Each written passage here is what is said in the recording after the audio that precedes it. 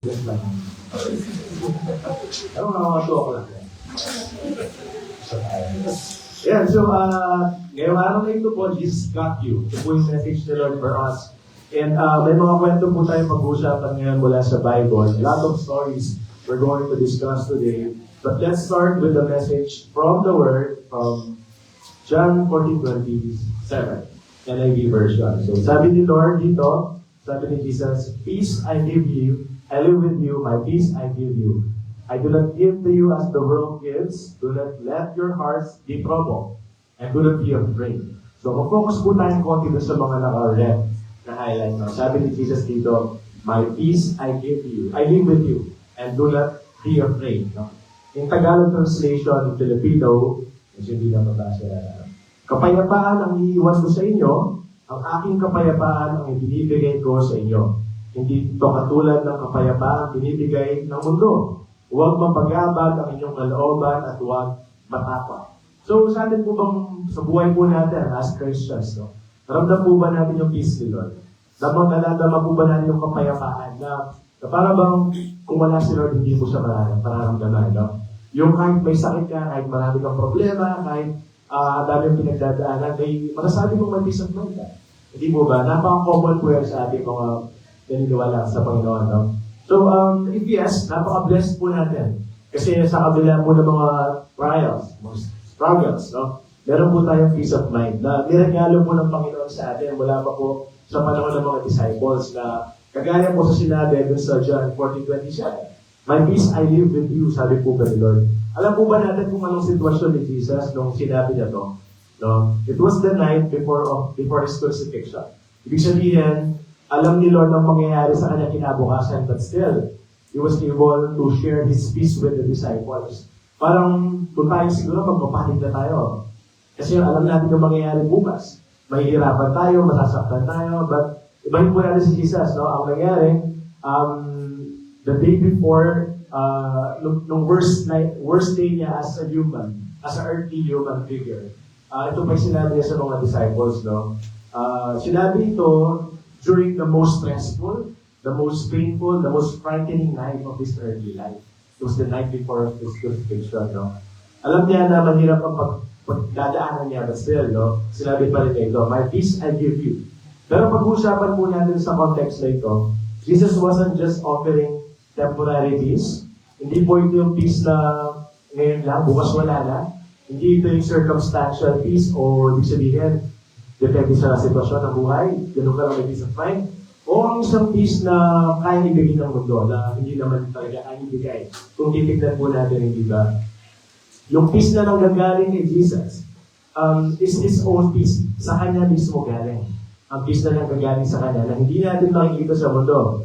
The calm, the steady confidence that Jesus Himself had while facing the cross. Imagine, papatay na siya, pero peaceful pa rin. No? Hindi po natin nakita na nag-complain si Jesus sa cross. Hindi natin siya nakita nag-grumble o nag-away ng mga nang-aapi sa kanya. But He remained calm, He remained peaceful. At yun po ang klase ng peace na gusto niyang ibahagi sa atin ngayong oras na ito. In fact, binahagi na po niya yung years before. No? Pero sa ngayon, God wants us to remind that there is this kind of peace na binahagi po niya sa atin before. Na dapat natin enjoy sa ngayon, no? Because we love the Lord and He loves us. No? So, kung pansin nyo, di naman po siya nagpanik. He was peaceful. Kaya din po, this is what the Lord wants us to have. No? The kind of peace na kapag may pinagdadaanan na tayo sa buhay, peaceful pa rin. No? Na kahit na mahirap na, hindi po tayo natataranta, hindi po tayo nagpapanik because we know that the Lord got us. Jesus got us. That's the message, no? So, kahit ano pa pong gulo ito, we know that Jesus got us. That's why we have peace. No? Jesus left the disciples with peace.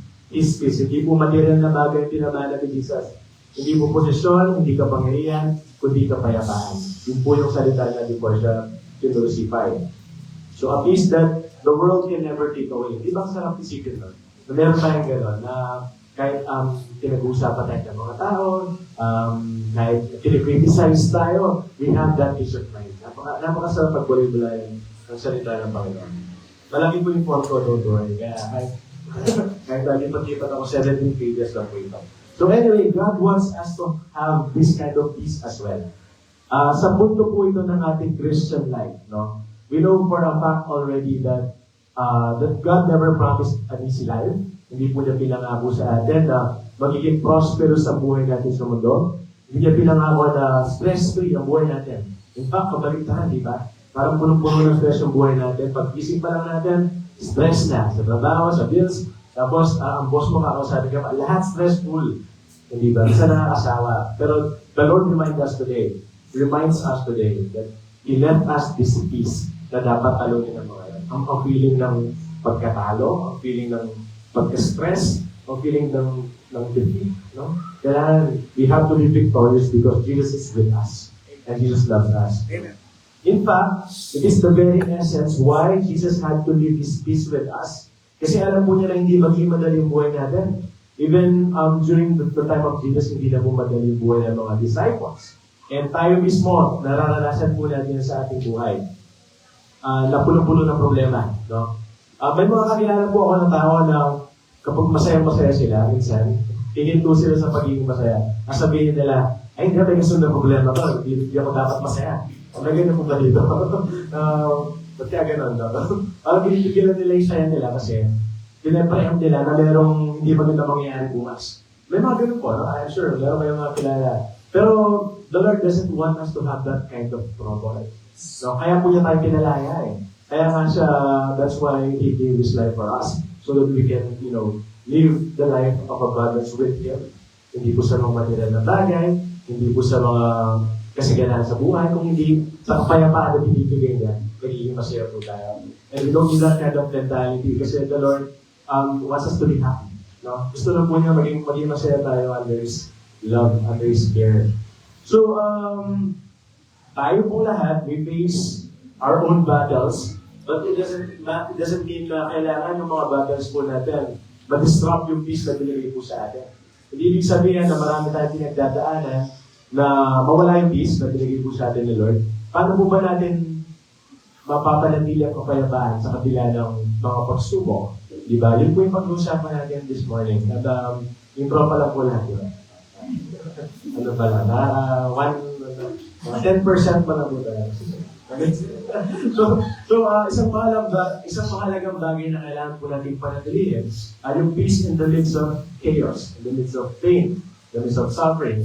Panatilihin po natin yung kapayapaan. And wala pong katumbas yung peace of mind na yun. But how do we do that? Minsan po kapag nagdadaan tayo ng mga challenges, no? Minsan nagpapanik tayo agad, di ba?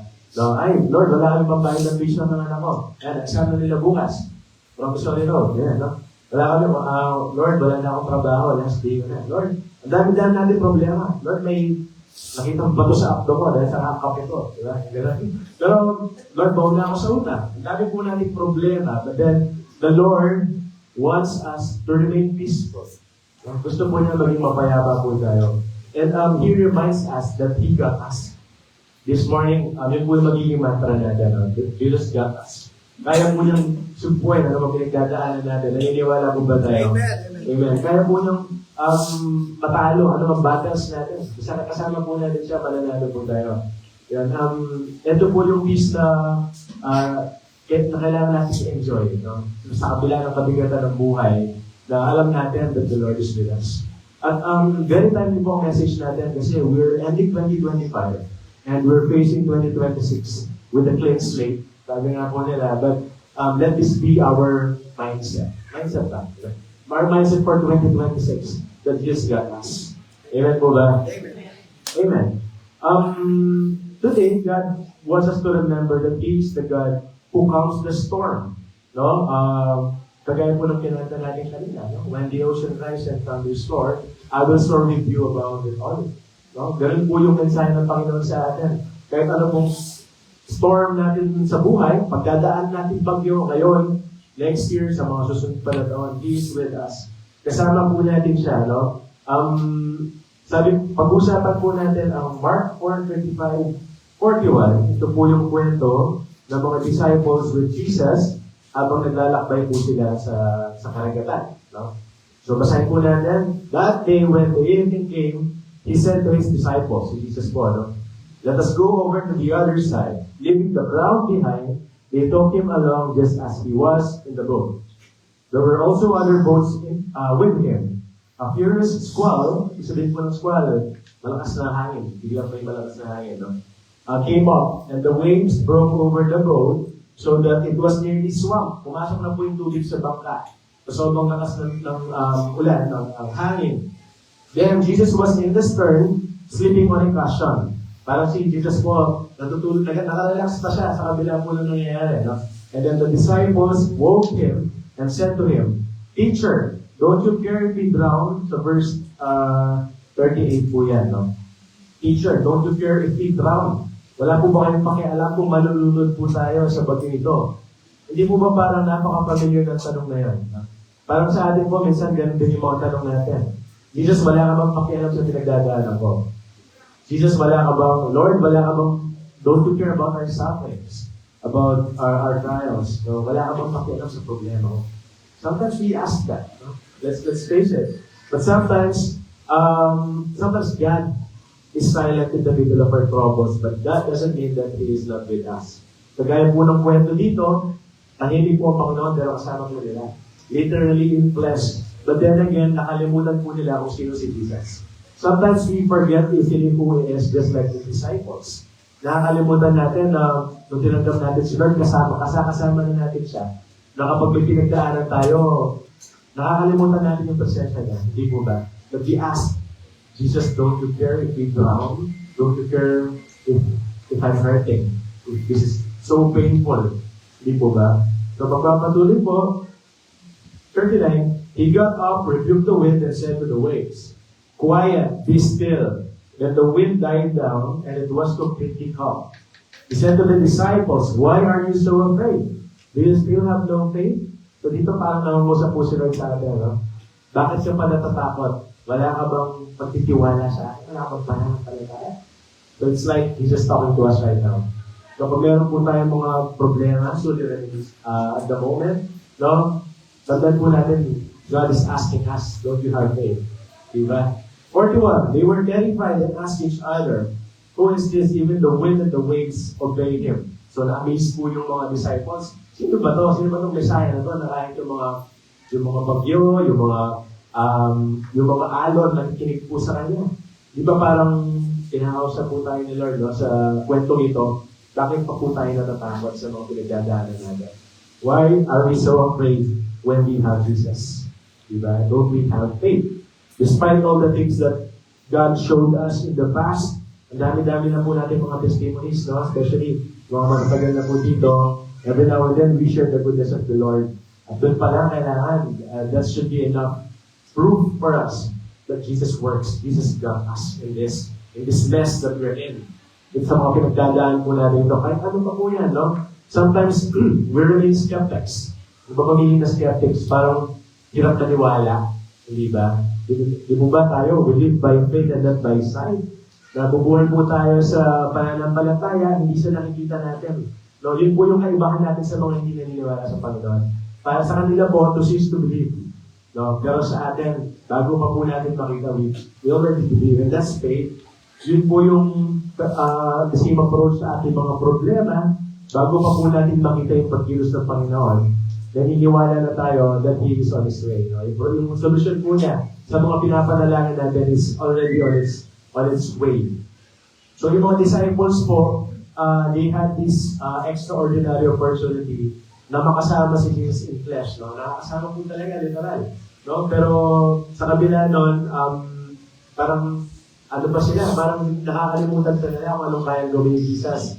No, hindi ka ba labang pakialam na malulunod tayo, nagpapanik po sila. But then, tayo rin po, ganun din minsan, ano? Well, hindi po natin nakakasama yung flesh ni Jesus, pero as Christians, nararamdaman po natin at nararanasan ang kanyang Holy Spirit at ang kanyang kabutihan, hindi po ba? Amen. So that's quite the same approach, no? We experience His love every day, His protection, His miracles in the past, no? But somehow we sometimes forget what God is capable of doing in our lives as we face these storms in our life. Kasi nakakalimutan po talaga natin na kasama po natin siya.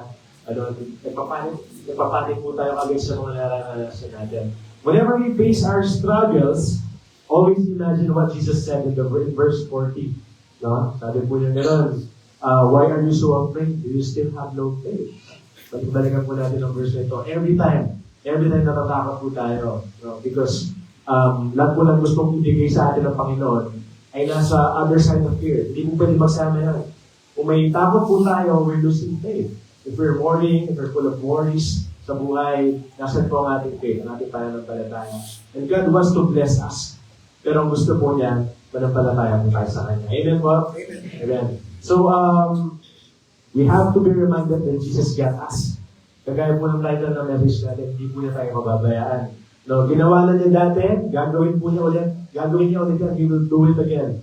No, kahit ilang beses. We only need to be still, kaya kinunta natin, and let's hold on to His promises. Ang dami-daming pangako ng Lord, di ba? Alam natin lahat yan, pero a lot of times, He told us, don't be afraid. Huwag kang matatakot kasi kasama mo ako. And we know that His promises are true. No? His promises are true and He is faithful to those who remain faithful to Him. Amen. Okay. So another story, yan. Sabi mo na marami na yung pag-usapang kwento, no? This is the story of Lazarus, na alam naman po natin, no? So, I'm going to summarize it to make it quick, no? In John 11, alam po natin na si Lazarus ay from a place called Bethany.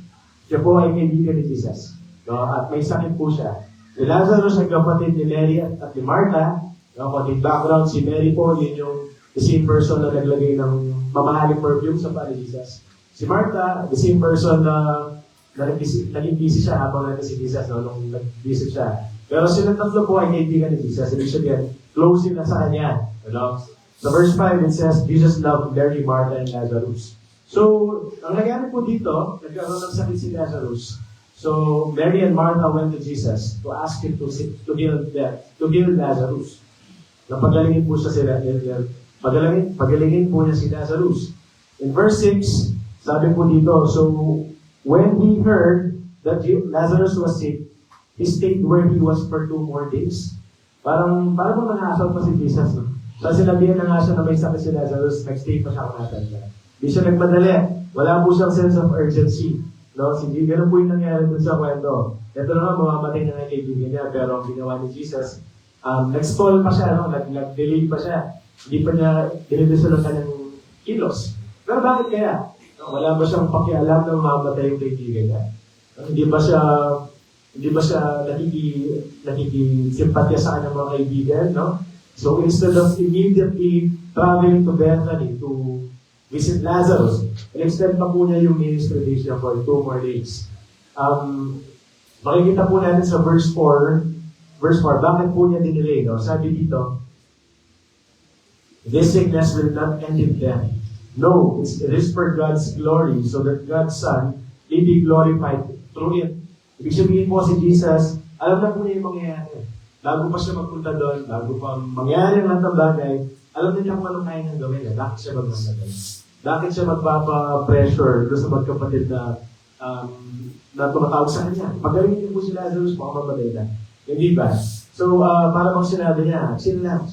I got you. Hindi ka mamamatay. Parang gano'n yung mensahe ni Jesus dito, no? Jesus got you.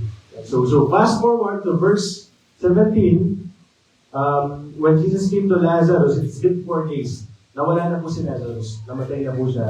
So 4 days na po siyang nakatago dun sa tomb. Nakaburol dun sa tomb.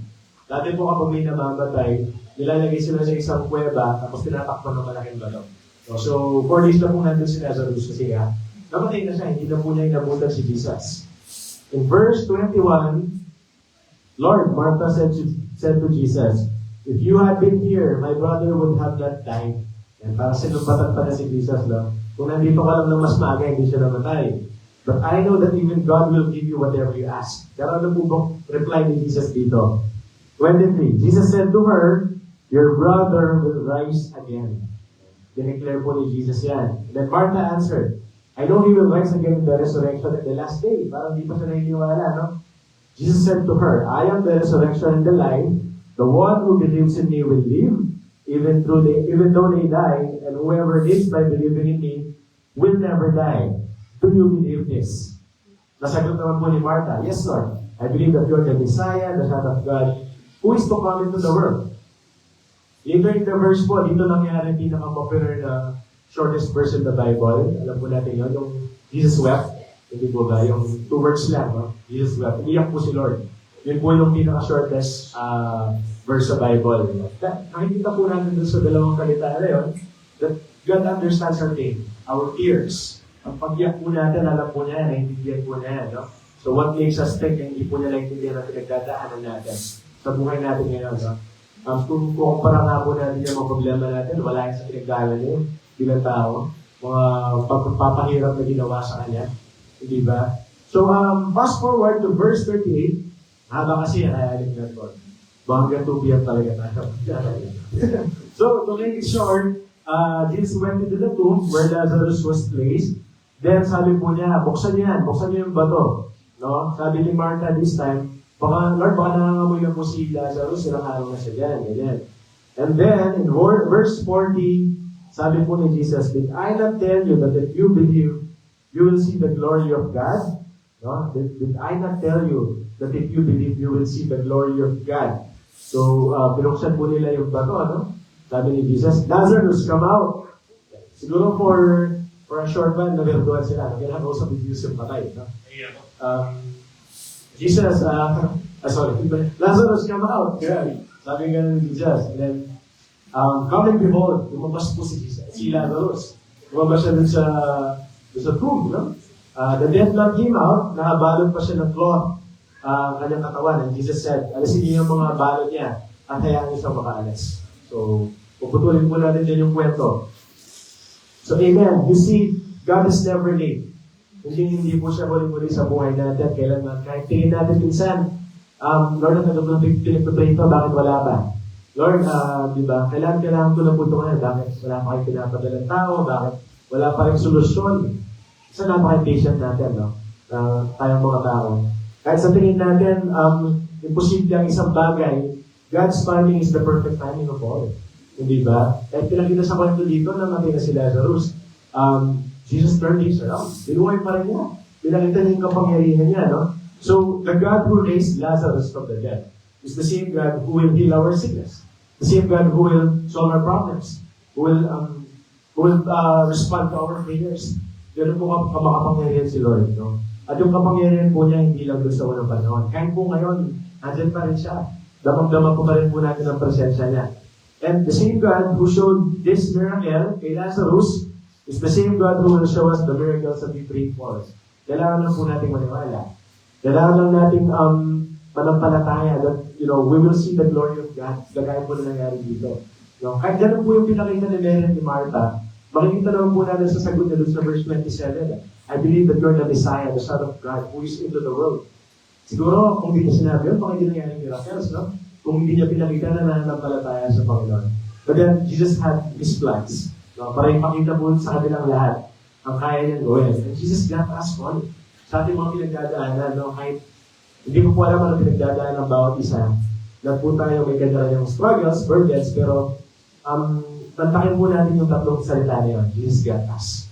Sa pinagdadaanan po natin ito. Amen po ba? Amen. So, we need to put it in our mind and heart. Nakasama natin ang Panginoon. No? Literal, nandito po siya. Ayan, kasama natin siya. Literal. Minsan dahil di natin nakikita ang isang tao, isang bagay, parang wala na no? Pero we need to set our mindset na nandito lang si Lord. Kung kahit saan man tayo magpunta, kasama natin siya. No? Dapat assurance na yun na kahit anong bagyong pumunta dito sa bangka natin, kasama natin si Jesus.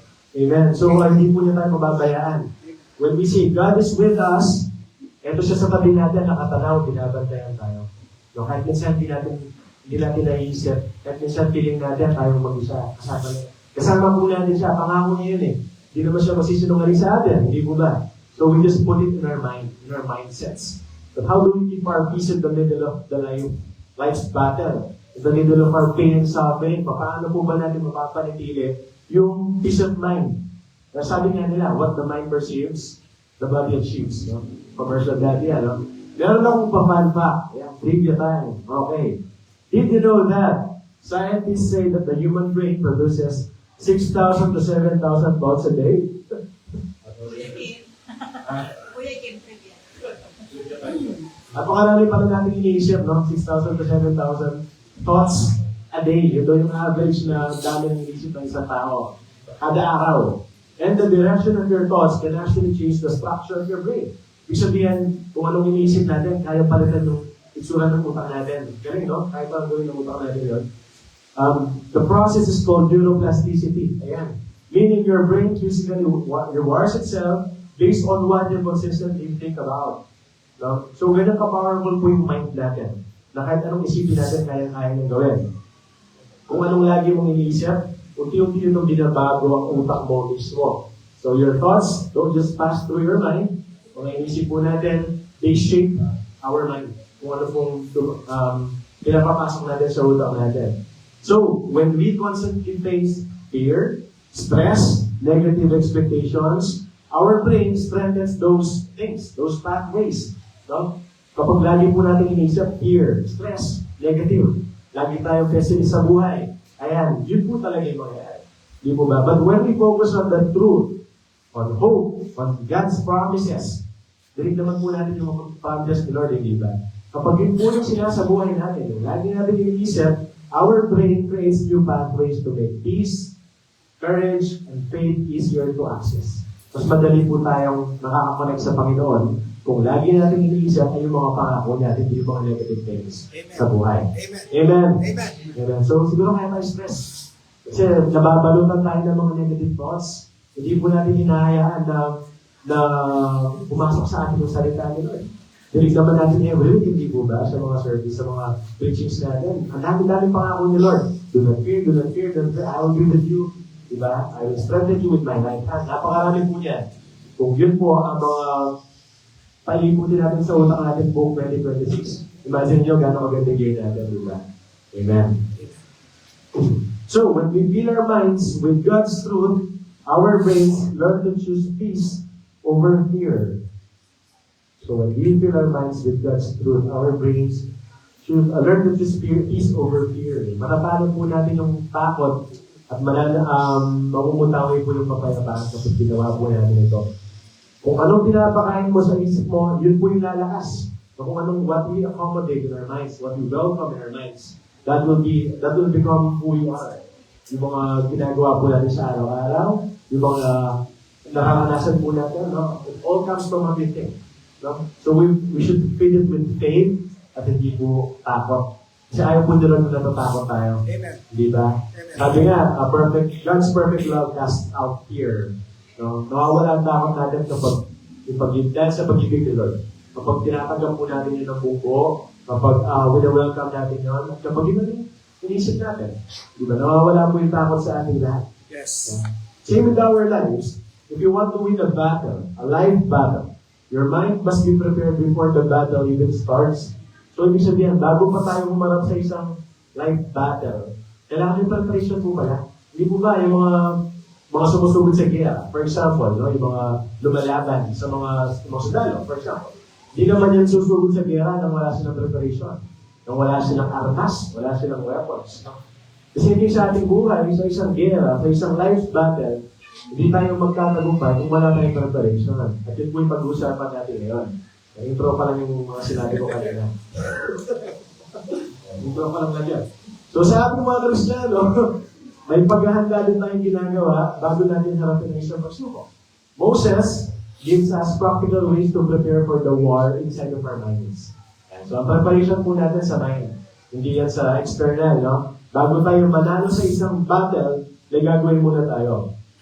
May pag-usapan tayong kwento mula sa time ni Moses. So, nag-briefing muna si Moses sa mga Israelites bago sila sasabak sa gera. Yung background po dito, yung kwento ng mga sa Exodus, di ba? Si Moses, nag-travel sila in the wilderness for 40 years. At dun sa 40 years na yan, papunta sa Promised Land, marami silang hinarap na battles sa mga iba-ibang tribes, sa mga grupo. At yung pag-uusapan natin ay nagagaling sa ganung konteksto. No? Deuteronomy 20:1-4. Yan. So, sabi po dito, when you go to war against your enemies and see horses and chariots and an army greater than yours, do not be afraid of them, because the Lord your God, who brought you out of Egypt, will be with you. Yung mga salita ni Moses sa mga Israelites. Of course, galing kay Lord yung wisdom niya, no? Verse 2, when you are about to go into the battle, do not be faint-hearted or afraid, do not panic or be terrified by them. For the Lord your God is the one who goes with you to fight for you against your enemies, to give you victory. Diba? Ang ganda ng last words, to give you victory. Isa din, si Lord, hindi gusto niya mangyari sa atin. No, maging victorious tayo sa buhay. Maging victorious tayo sa mga battles na pinagdadaanan natin. Amen. So, sa mga kakaharapin pa natin pagsubok po, no? For sure, 2026 will present new battles again, kagaya po 2025. Jesus got us. Jesus got you. God got us. Diba? We just need to declare, kailangan po natin declare yung deep within our minds. Kagaya ng pinag-usapan natin about mindset. Kailangan maging mindset po natin yun. Si Lord ang bahala sa atin. Jesus got us. Kagaya po ng mga Israelites na humarap sa battle, alam po nila that the Lord is with them. That's why they're confident even if yung mga kalaban nila may mga chariots, yung parang kalesa. Parang kalesa na may kabayo.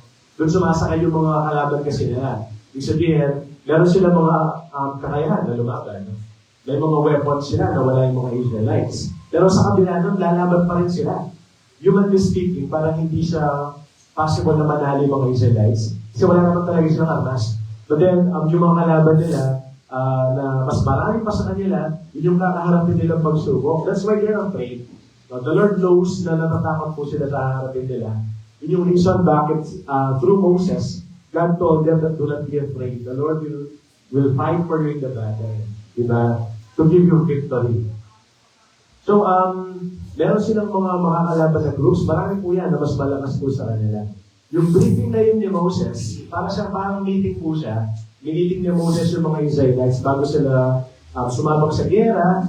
Ang gusto lang naman ni Moses na mangyari noon is to instill in their minds na meron silang Panginoon na kasama nila, nalalaban doon sa gera nila. Sabi sa verse 2 kanina, do not be faint-hearted or afraid, do not panic or be terrified by them. Huwag kayong matakot kahit ganyan kalaki yung mga haharapin ninyong kalaban. No? Kasi may sa ating mga buhay, do not be afraid or faint-hearted, no matter how big your struggles are, no matter how big the battles you are going to face, because the Lord is with you and He will give you victory. Amen. Amen po ba? Kasi pa po ba tayo? Mabilis na lang po siguro mga 1.5 siguro. Mabilis na lang. May natutulog po ba? Wala. Okay. Yeah. So, kailangan po natin i-declare deep within our minds and souls that Jesus will never let us down, no? He got us. No? Back to the story kanina, no? While they were going to the promised land, Moses was giving instructions to the Israelites. Dahil alam po nilang may kaharapin silang battles at na mas malakas po sa kanila, no? Alam ng Diyos na natatakot po yung mga Israelites. Kaya meron po parang konting reassurance sa kanila ba na basta kung pupunta lang kayo dyan, harapin yung battle, akong bahala sa inyo. It's like God was saying, don't let what you see make you forget who is with you. Kahit ano pang harapin mo, kung kakalimutan, kung sinong kasama mo. At sino bang kasama nila, hindi mo ba si Jesus? Na kayang gawin ng lahat. No? Isang tayo, ganun din naman tayo, di ba?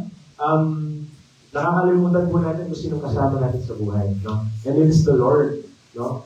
Kapag kunwari, nagkaroon tayo ng sakit, may hirapan tayo sa mga pagsubok, wala na halos pagpili ng makakaya sa araw-araw. Don't let what you see make you forget who is with you. No? Sa buong 2026, ito po yung isipin po natin. Maliliit na bagay lang po yung mga problema natin sa buhay. Sa totoo na, kumpara mo sa kayang gawin ng Panginoon.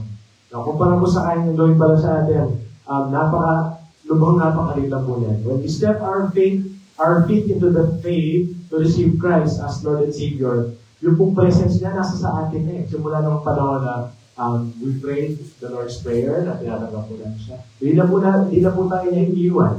No? Huwag natin kakalimutan kung sino kasama natin. And we are never alone sa ating mga pinagdadaanan. Basta ang first step lang po is to overcome that fear, to win the war in our hearts and minds. Yun po yung kailangan natin gawin. Bago pa dumating yung anxiety mo, yung problem mo, yung fears mo, just focus on how big God is. Focus lang po tayo, gano'ng kalaki si Lord. Bago pa natin pagdaanan yung mga yan. No? Sa akin po sa work ko, no? Kapag nag-meeting, ayaw ko sila mga meeting talaga. Mga kasama ko, balayano sila. No? Tapos, minsan may kakap pa yan, kahit na ilang years ko na silang kasama. No? So parang inisip ko minsan, my God is bigger than you. Parang nawawala yung fear ko dahil, no? Ganun din po sa atin mo, even to this moment. No?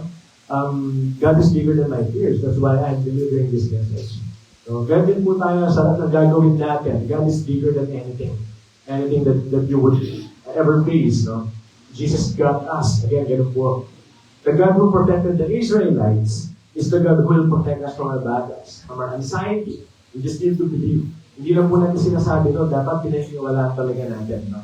Don't let what you see make you forget who is with you. So when we are afraid of the future, of next year, God is with us as He was in the past. As He is today. Hindi po magbabago yan ng kahit anong pinagdadaanan natin. Huwag mong hayaang matakpan ng sitwasyon mo sa buhay, ang alam mo tungkol sa Diyos. Hindi ba? Minsan nakakalimutan po natin ng kakayahan niya, kapangyarihan niya. Knowing God is good. Knowing God is good is not only about knowing Him is good. Kailangan sinasabuhay po natin yun. Yes. Kapag sinabi po natin na mabuti ang Panginoon, na tutulungan niya ako, na kasama ko siya, sinasabuhay po natin yun. Huwag natin kinakalimutan. Pinakamahalagang bagay po yun. Kaya nga tayo na-stress eh. Kaya nga tayo nalulungkot. Nakakalimutan natin kung sino kasama natin. At nakakalimutan natin kung ano ang kakayahan ng Panginoon. Di ba? Alam natin na mabuti siya, alam natin na kasama natin siya, sa buhay lang po natin, hindi po tayo mapabayaan. Amen. Deuteronomy 20, kanina, sabi po, when you go to war, pansinin niyo po yung nakaka-highlight, no? Sabi dito ni Moses, when you go to war, hindi niya sinabi na if you go to war. Hindi ba? Sa buhay natin, hindi po optional ang battle. Hindi siya pipiliin mo lang kung kailan ka magkakaroon. Sigurado si Moses na magkakaroon ng war. Ganon din po sa ating buhay. Sigurado, nahaharap po tayo sa battle. And what is the best way to overcome the battle? That is to prepare. Kagaya na sinabi ko kanina, no? That is to prepare even before the battle comes. Kailangan yung minds natin, klarong-klaro sa atin, sino kasama natin. Paano ba tayo mananalo? Through God, through the Lord alone. Sa kakayahan natin, hindi na natin kain. Hindi ba? Kahit gano'n tayo magaling, natalino. Wala tayong kayang gawin kung wala ang Panginoon. He alone will bring us to victory. So, battles are inevitable. Di po may iwasan yan habang tayo nabubuhay. But we can choose how to face them. And we can choose who to face it with. Mga battles natin. Yun po yung good news. Hindi lang tayo iniwan ng Panginoon, bahala ka na dyan. Ang pangako po niya kasama natin siya lagi. Di po ba? Fear begins by what we see. Mga takot po na nararamdaman natin, nagsisimula yan sa mga nakikita natin sa buhay natin. No? So, pagkatapos natin makita, nagpupunta sa utak, yun po yung bumubuo ng takot. Kailangan madetect po natin yun. No? Kailangan, let's surround ourselves with the word of the Lord. Na kayang talunin yung mga isip natin yun. Doon po kasi nabubuo yung takot. Hindi ba? So, Jesus is telling us right now, the same God who protected the Israelites back then is the same God who made them winners. Nanalo po yung mga Israelites kung papasword po namin yung kwento, no? Sa kabila ng kaninahan nila, sa kabila ng kakulangan nila sa weapons, sa bilang nila, they won the battles because of the Lord.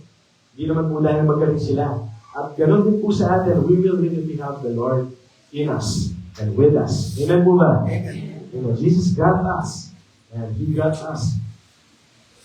Minsan na sobrang pagiging overthinker natin, we create all the possibilities ng problema natin. At iniisip na natin ang worst case scenario. Gano'n po ba dito? Tayong lahat, di ba? Minsan, iniisip na natin, ano na ba mangyayari? Dito sa napakalitang problema pala. Di ba? Makita mo lang yung bill ng kuryente mo. Ano pa babayad mo next month? Yung gagalit isipin mo, ano? O kaya, makita mo lang yung lab test results ng sugar mo, tumas na konti. Wala akong pabili ng insulin. Yung agad yung iniisip natin, napaka-advance natin mag-isip. We create these versions in our minds because sometimes we tend to overthink things. We think of things that contradict our faith in the first place. Kapag po nag-overthink tayo, it is the opposite of having faith. Kasi parang pinangungunahan na po tayo ng takot. Nakakalimutan natin what faith is all about. Hindi faith. Faith is all about. Siya po si faith. So, we have to be the kind of Christians that when we see things, when we experience things, no matter how bad, they can't shake what we know. Kahit ano pa po yung mga pinagdadaanan natin, hindi yung mababago ng alam natin. Kung sa Panginoon, hindi po ba? Hindi nila mayayanig yung alam natin tungkol sa Diyos natin. Nakasama natin siya, na siya ang bahala sa atin, that He got us every time. When God says, do not be afraid, do not be afraid. Ganun po kasimple. Ganun po kasimple. Huwag po tayong matatakot sa buhay. Kasi kasama po natin ang Panginoon. Alam niyo po ba na ang first enemy na kailangan natin i-defeat ay hindi po ang devil? Alam niyo kung ano? The first enemy we have to defeat is fear. Bago pa tayo masukan ng kalaban, yung fear, kailangan mawala na yan. Desti po yung fear na yan eh. No? Because everything God has to offer is on the other side of fear. Sabi ko nga kanina, nasa labas po ng takot ang gusto ibigay sa atin ng Panginoon. No? So, ibig sabihin, kailangan natin tapangan sa buhay dahil meron po tayong Panginoon.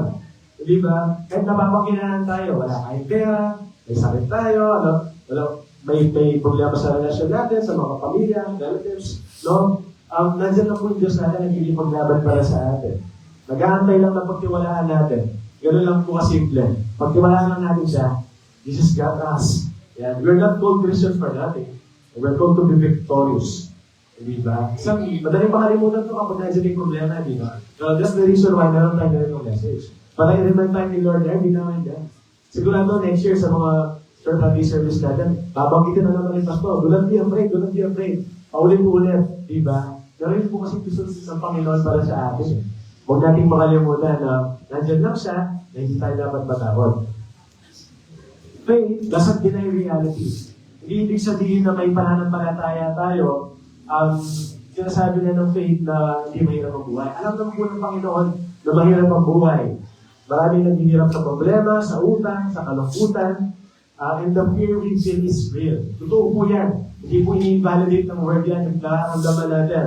But we have to battle fear. And we have to be reminded every now and then who God is. Yun po kasi antidote talaga sa fear eh. Yung paglaban talaga natin. Yung thought that God is with us, that God will be with us in every circumstances, no? And hold on to our faith. Nakapaglaro na po ba kayo ng Jenga? Familiar ba kayo sa Jenga? Sa mga worship team kapag nag-table din kami, hindi pwedeng mawalayan ng Jenga, nilalaro po namin yan, no?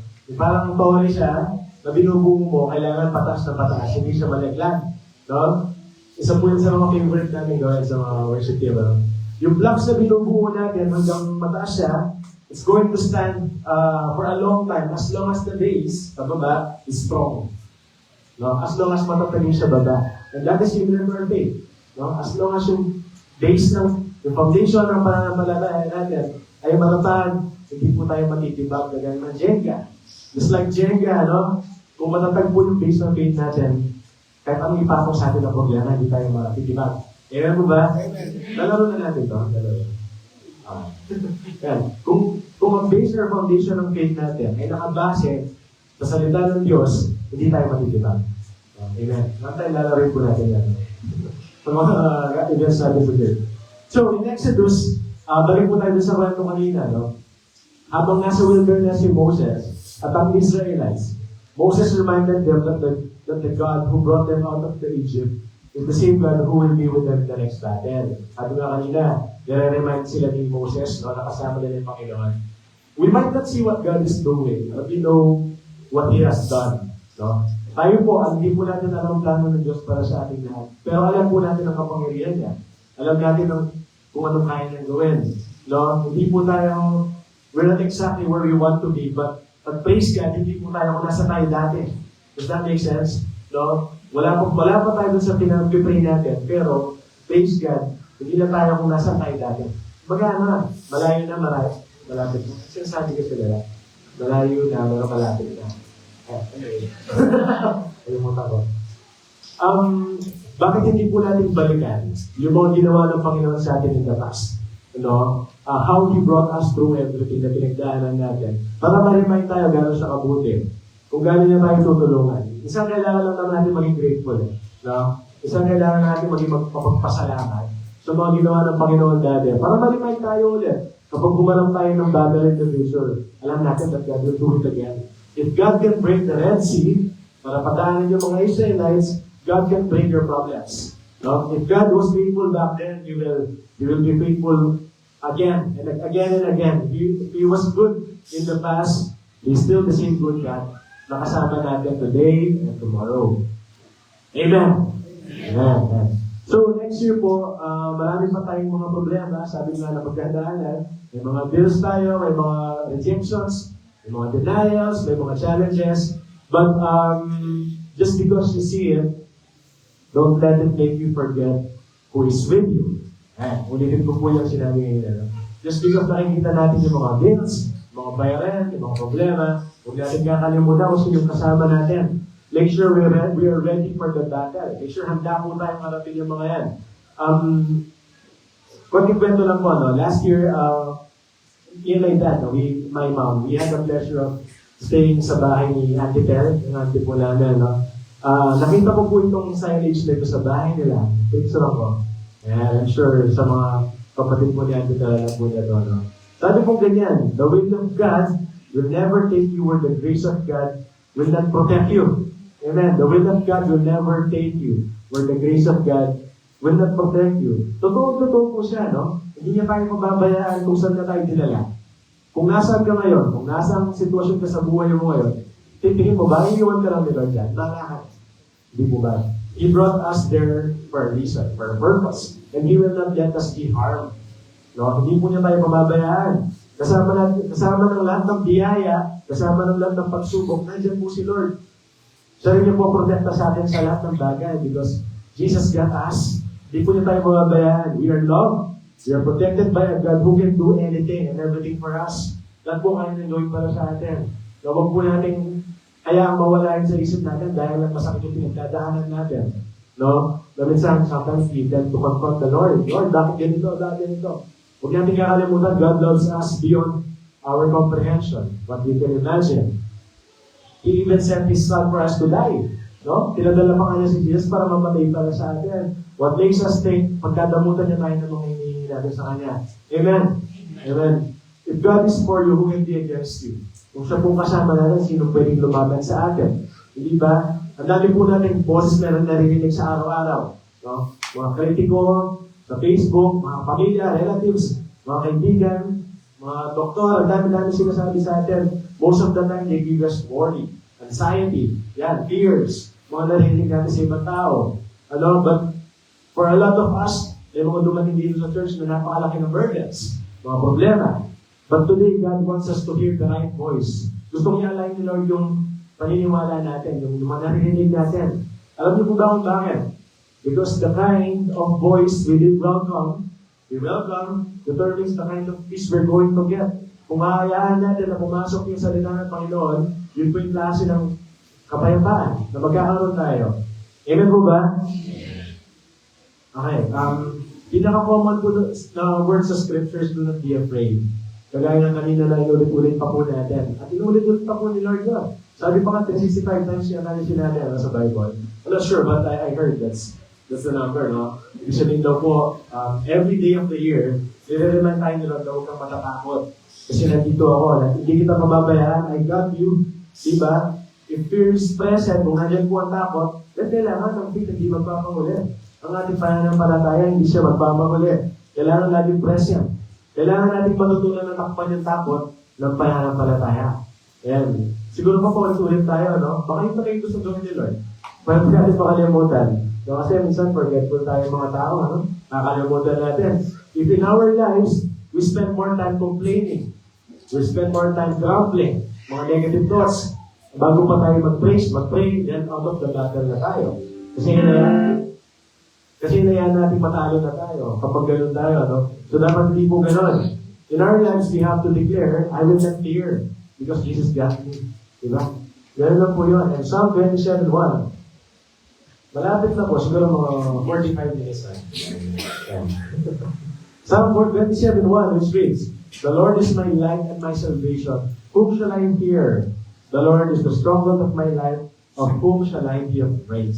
Diba? Bakit tayo matatakot kasama natin si Lord na magpapanalo sa atin sa battles na ito, no? It has to become louder in our hearts and minds. Kailangan maging mas malakas yun kaysa dun sa ugong ng takot sa mga narinig natin. No, we have to choose ano bang mas greater sa buhay natin. Is it the word of the Lord or the worries of our lives? Pili tayo. Nasa atin naman po yan, no? God will fight for you, but you have to face the battle. You have to confront it. Hindi mo pwede takbuhan yan. Ano? Yan. We have to confront the battle because we know God will give us peace right in the middle of the battle. Bibigyan po niya tayo ng kapayapaan na hindi natin makuha-kuha sa mundo. Isang, may mga bagay solusyon tayo, no? Bili tayo ng mga bagay. Para lang sumaya tayo, para lang maging mapayapa tayo. Pagka-travel ka kung saan. But then again, you keep going back to that hole. Sa kalungkutan, sa depression. Eh, hindi naman talaga masosolusyonan yan eh. Hindi ba? Ang kailangan lang talaga yung kapayapaan na galing kay Lord. Na kapag nakikipaglaban tayo, we know that He is with us. Nabibigyan pa tayo ng kapayapaan. No? Hindi ba nakaka-amaze si Lord? Di ba? Na hindi ba grabing blessing yung binibigay niya sa atin? Just right now that we're hearing this message, no? He blesses us already if we accept it. Hindi lang siya parang regular Sunday lang, nahaya lang natin lumabas sa tenga natin. Bukas wala na. God wants us to remember this Monday to Friday. Monday to Sunday, 24 hours, 7 days a week. That He will be with us. He is with us always, no? When life gives us pressure, imagine niyo po yung orange, no? Or calamansi. Kapag piniga mo yan, ano bang lalabas dyan? Is it bad words? Is it bitterness? Anger? Para tayo. Pag piniga tayo ng mga pressure sa buhay, ano bang lalabas sa atin? Bad words? Bitterness. Di ba? Or, yung kapayapaan na pinipigil. Makikita mo yan sa isang Kristiyano, kapag piniga ka, ano lalabas sa'yo? Di ba? God challenges us right now to choose the latter. Yung kapayapaan dapat na makita sa buhay natin. Kahit ano bang pagdaanan natin. Patapos na po, siguro mga pages na ito. Parang isis, no? Okay. Romans 5:3, not only that, but we also glory in our sufferings, because we know that suffering produces perseverance, perseverance, character, and character, hope. In Filipino, sabi po, itinagagalak din natin ang mga kahirapang ating tinitiis, dahil alam natin na hindi nagbubunga ng pagtsatsaga. Ang pagtsatsaga ay nagbubunga ng katatagan, ang katatagan naman ay nagbubunga ng pag-asa. Sabi ito, we glory in suffering. Ibig sabihin, nagagalak tayo sa pagsubok. Paano nangyari yun? Parang, contrast, di mo ba? What if the pressure that we are facing right now is producing hope? Paano po kaya yung mga problema natin? Hope pala yung end game yan. Hindi naman para sirahin tayo. Hindi naman para maliitin tayo or gawin tayo weaker. Could it be that the problems we're facing are like seeds? Buto? No? That as you water that seed with God's Word, something is happening beneath the surface. Nobody can see it, but your hope is actually growing inside, from the inside. Sometimes we ask God for a tree, but He gives us a seed. Madalas we want a tree agad, yung may bunga na, yung harvest na lang. Gusto natin madali sa buhay. But maybe God sends us a seed so we can put in the time and effort to grow it. Ibigay tayo ng buto para maghirap tayo, para paghirapan natin, para magbunga siya eventually. And growing this seed will teach us a lot of things, like patience, determination, stewardship.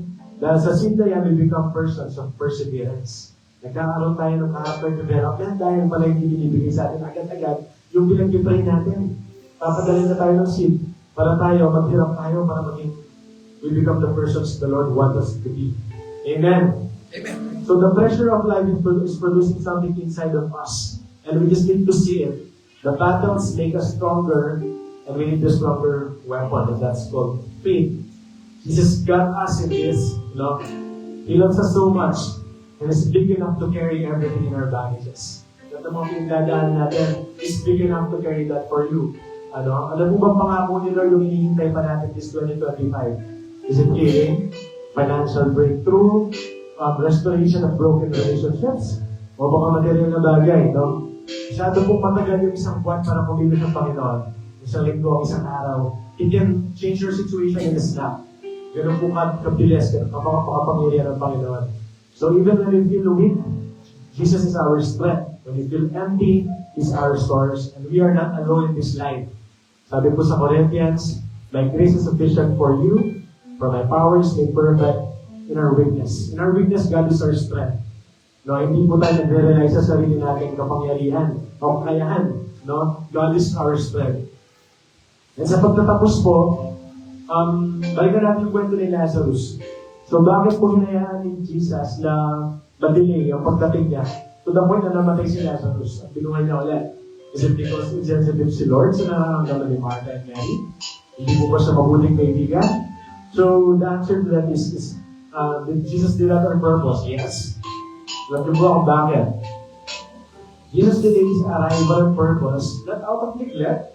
Hindi po dahil pinabayaan niya sila, kundi because God has a greater purpose in that situation. Sabi po kanina sa John 11:4, the sickness will not end in death. No, it is for God's glory so that God's Son may be glorified through it. It was the perfect opportunity for Jesus to show people what is He capable of doing. To show them His glory, His power. Parang ginawa po ni Jesus yun para malaman ng tao kung ano po kaya niya gawin. Na kahit imposible ng bagay, kahit imposible yung pinagdadaan, kaya po niyang baliktarin yan. Kahit feeling natin, kulang na sa oras, napakahaba pa ng panahon para kumito sa Panginoon. Amen po ba? Amen. He delayed that, not because He didn't care, but because He loved them and He wanted to reveal a greater glory. That's simply feeling, papakita ng kapangyarihan niya. Hindi po ba nakakamangha, no? And as we end the message, no, God is reminding us today a few words. Isaiah 41:10. So do not fear, for I am with you. I will strengthen you and help you. Do not be afraid, for the Lord your God will be with you wherever you go. Be strong and courageous. Do not be afraid or terrified because of them, for the Lord your God goes with you. He will never leave you nor forsake you. And lastly, I am with you always. Ang sarap pong pag-usapan yung mga pangako ni Lord, no?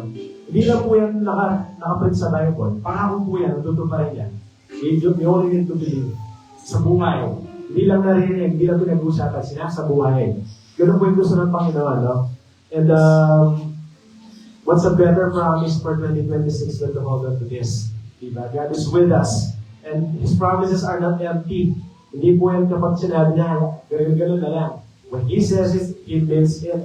No? Kasama po natin siya sa paglalakbay natin sa ating buhay. And as we face another year, 2026, harapin po natin yung puno ng pag-asa, puno ng hope.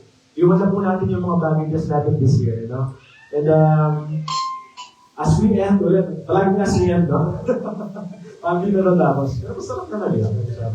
So Matthew 1:23, ito po yung pinaka-popular na Christmas verse, no? Behold, the virgin shall conceive and bear a son, and they shall call his name Emmanuel, which means God is with us. Yan. Si Jesus po, literally ang pangalan niya, God is with us. Through Jesus, kasama natin ang Panginoon. Amen. At sa mga magitan ni Kristo, hindi tayo mapapayaan ni Lord. May access po tayo sa Panginoon dahil kay Jesus. So, natatakot pa po ba tayo? Are we overwhelmed about the problems? The stress? Wala tayong pera? Or the thought of entering a new year? Does it scare us? No? Wala tayong dapat katakutan kung alam natin kung sino kasama natin. And do not fear because God is already in 2026. 2027, 2028. He's taking us there safely because where God takes us, He will protect us. And He will take us under His love, His protection. Kahit anong pagdaanan po natin, don't let what you see make you forget who is with you. His name is Jesus. And Jesus got you. Amen. And bakit natin yung mga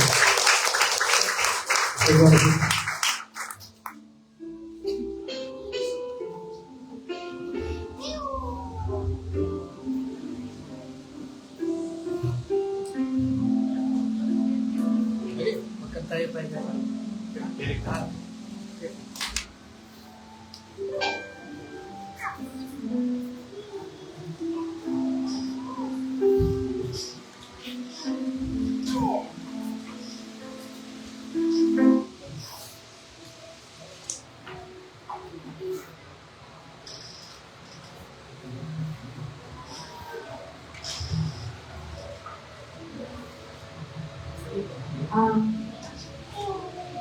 iyan ko lang po is, may pinakong pinagdadaan natin sa ating buhay. Bilang sa pain, problem, sa pain na hinaan ko natin sa ating mga buhay. Lagi po natin isipin na kahit niisip po natin na tahimik po sila, ay hindi po natin, ay kahit po minsan naisip po natin na hindi po natin kasama sila, hindi lang po natin alam na tahimik na po talaga siya, pero kasama po talaga natin siya.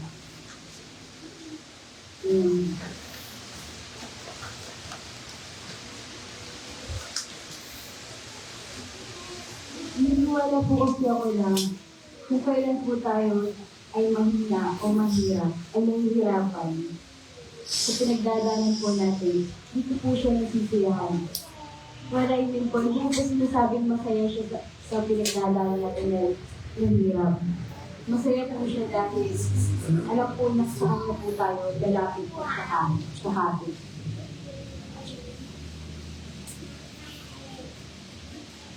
Bigyan po kasi tayo pinag-guess sa ating mga faith sa Kanya. Tuloy na pananampalataya po natin sa Kanya. Kaya don't let what you see make you forget who is with you, sabi nga po. At huwag po tayong matakot sa lahat po ng haharapin po natin sa ating mga buhay dahil kasama po talaga natin si Lord. Hindi kahit ba siya sa ating mga isip, ngunit kasama po talaga natin siya. Let's pray.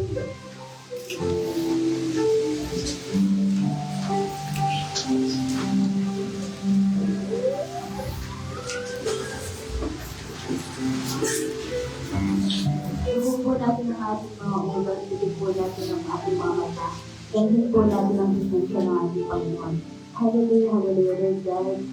Maraming salamat po, Panginoon, sa araw nito. Panginoon, nakarinig po kami ng magandang salita mo, Panginoon. Napakaganda po ng salita mo na pinamahagi mo para sa amin, Panginoon. Ipamapanawak po kami, Panginoon, sa aming mga buhay, Panginoon, na alam po namin, Panginoon, na kasama ka namin, Panginoon, sa lahat ng hirap na pinagdadaanan po namin, Panginoon. Alam ko, Panginoon, na marami po sa amin ang minsan nakakaisip na bakit sa maraming problema po natin pinagdadaanan na hindi ka po namin kasama. Ngunit alam po namin, Panginoon ko, nandiyan ka palagi sa aming mga gabi. Ginagabayan po kami sa lahat-lahat, Panginoon, sa namin na po sa pang-araw-araw, Panginoon.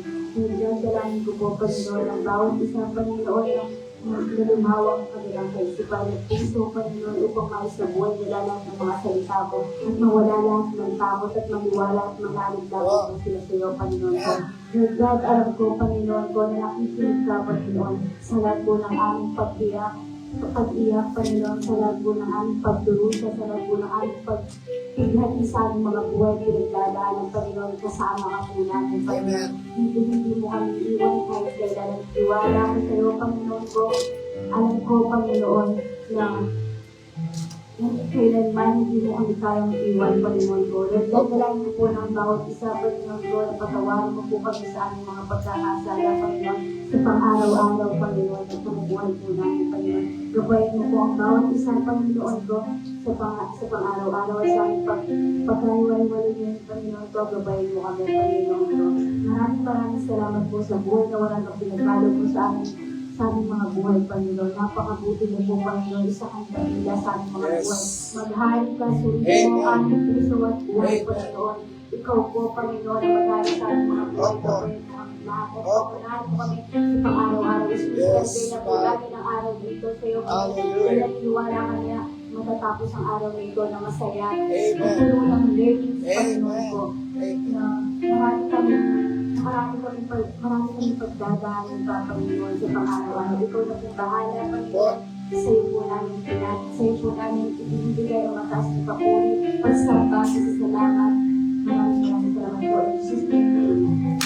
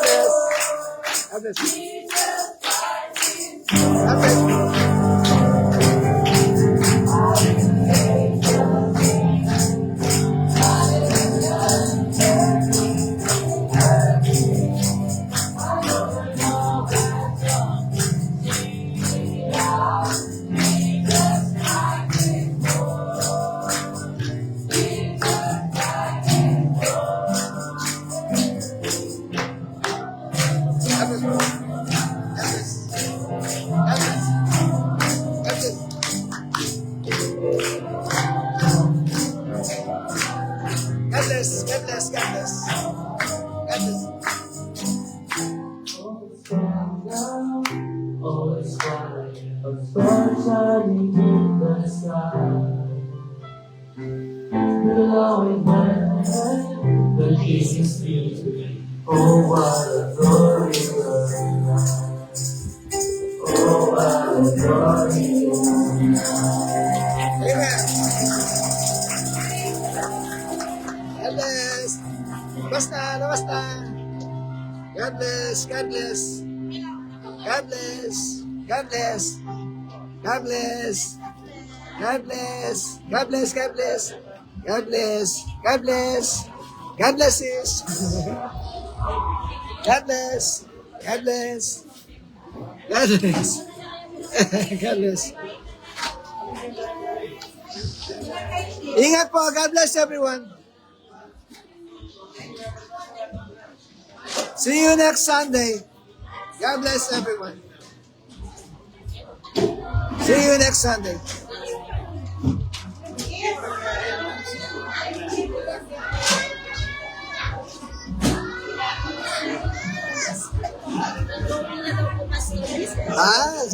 Galing? Galing-galing mo. Sa party, huwag mawawala si Mister, ha? God bless, God bless.